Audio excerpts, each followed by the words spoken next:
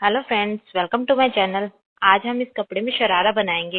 ये मेरे पास 2 मीटर से 4-5 इंच ज्यादा कपड़ा है जिसमें हमें अपना शरारा तैयार करना है। चलिए इसकी कटिंग स्टार्ट करते हैं। कपड़े को चौड़ाई की ओर से फोल्ड करके रखा गया है और 41 इंच का निशान लगाएंगे। ये निशान हमने घुटनों की लंबाई के अकॉर्डिंग लगाया है क्योंकि नीचे की ओर चुन्नटें डलेंगी, तो पहले हम घुटनों तक की मार्किंग करेंगे। 41 इंच का निशान इधर भी लगा दिया। अब इस लाइन को स्ट्रेट करके हम इसकी यहाँ से कपड़े की कटिंग कर देंगे। ये कपड़ा हमने कट कर दिया है। अब पहले हमने इसको चौड़ाई में फोल्ड किया था, अब हम इस कपड़े को लंबाई में फोल्ड कर देंगे। कपड़े को फोल्ड करने के बाद अच्छे से सेट कर लें, कहीं से ऊंचा नीचा ना हो, क्योंकि हमने ये एक्स्ट्रा नहीं लिया है, पूरा पूरा कपड़ा लिया है। देखिए फोल्ड करने के बाद हो गया 20.5 इंच। इधर से 4 लेयर्स है कपड़े की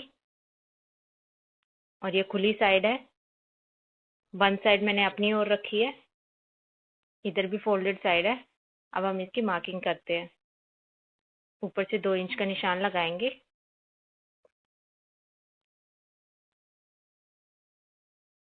ये 2 इंच का निशान हमने इसलिए लगाया कि इधर हम अपनी इलास्टिक डालेंगे। निशानों को मिला लेंगे।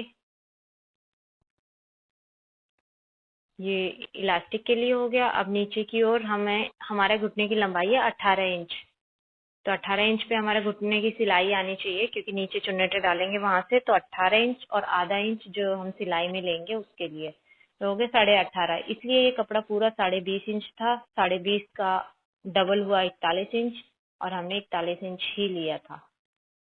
यहाँ पे हम हिप साइज का फोर्थ पार्ट लगाएंगे, 10.5। इसमें मैं 2.5 इंच एक्स्ट्रा ले रही हूँ, थोड़ा लूजिंग के लिए। नीचे की ओर भी आसन के लिए निशान लगाएंगे। फोर्थ पार्ट हिप का 10.5 इंच और 2.5 इंच एक्स्ट्रा क्रॉच कर्व के लिए।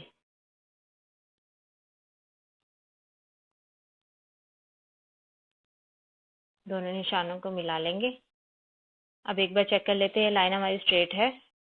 हाँ जी, इधर से भी 13 इंच है, तो ये स्ट्रेट है। आगे से 2.5 इंच का निशान बढ़ा देंगे और क्रॉच कर्व दे देंगे।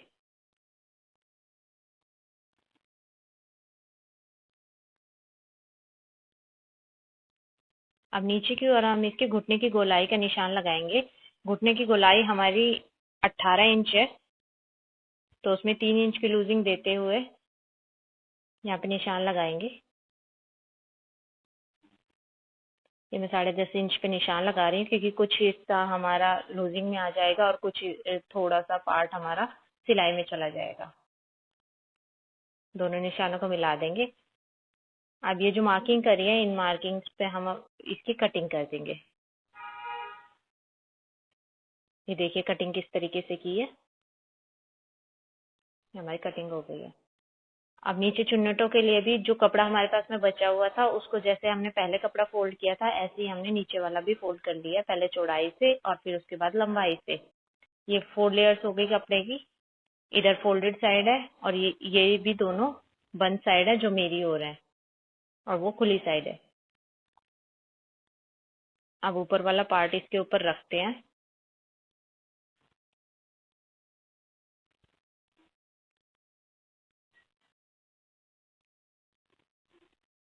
और ये जो आधा इंच का निशान लगाया है, उसके ऊपर हम अपने इस कपड़े को रखेंगे।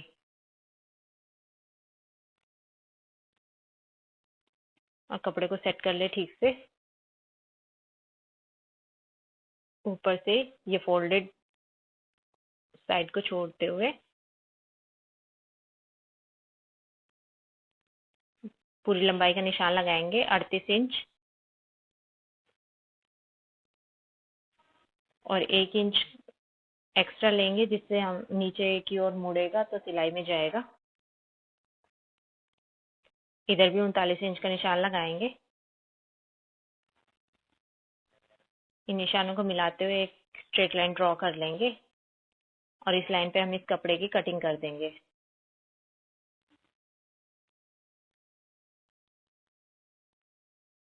हमने कपड़ा कट कर दिया जो भी एक्स्ट्रा था। अब ये फोल्डेड साइड थी तो इसको भी हम कट करेंगे, जिससे हमारे दोनों पैरों के लिए हमें कपड़ा मिल जाएगा।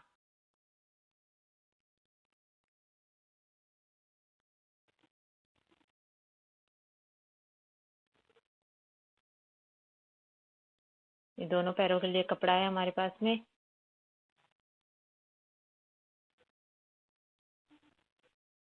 अब देखते हैं हम इसमें किस तरीके से तैयार होगा। ये यहाँ पे हम छोटी छोटी चुन्नटें डालेंगे और ये इस तरीके से हम इसे तैयार करेंगे। पहले इसे चुन्नटें डालने से पहले हम इसका अपर पार्ट तैयार करेंगे, जिसमें पहले आसन सिलेंगे और नेफा सिल के तैयार करेंगे। ये मैंने इसका आसन सिल दिया है और नेफा भी सिल दिया है, जिसमें हम बाद में इलास्टिक डालेंगे। अब नीचे चुन्नटें बनाएंगे, वो किस तरह से बनानी है ये देखते हैं।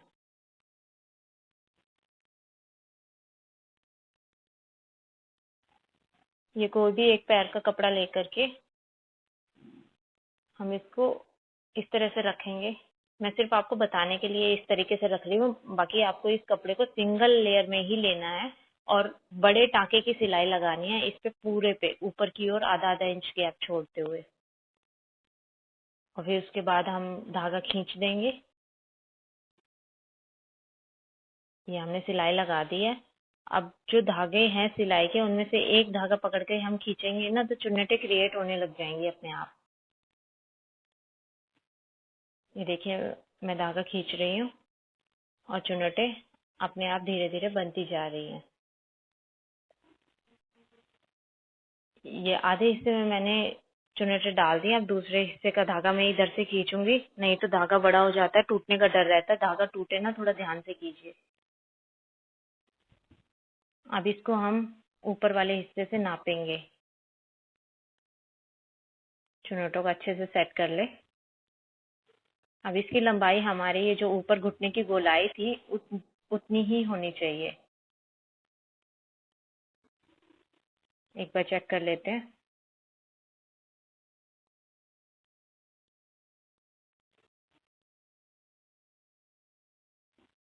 ये थोड़ी छोटा पड़ रहा है, तो अभी इसको थोड़ा सा और खुला कर देते हैं।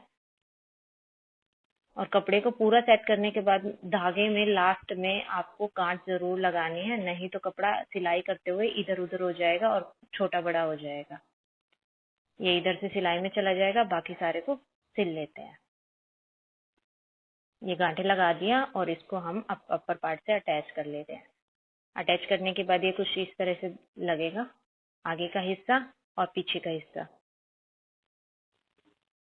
जो कि ये हमारे दो पैर हैं। आसन से आसन मिलाएंगे तो ये हमारे दो पैर हो जाएंगे।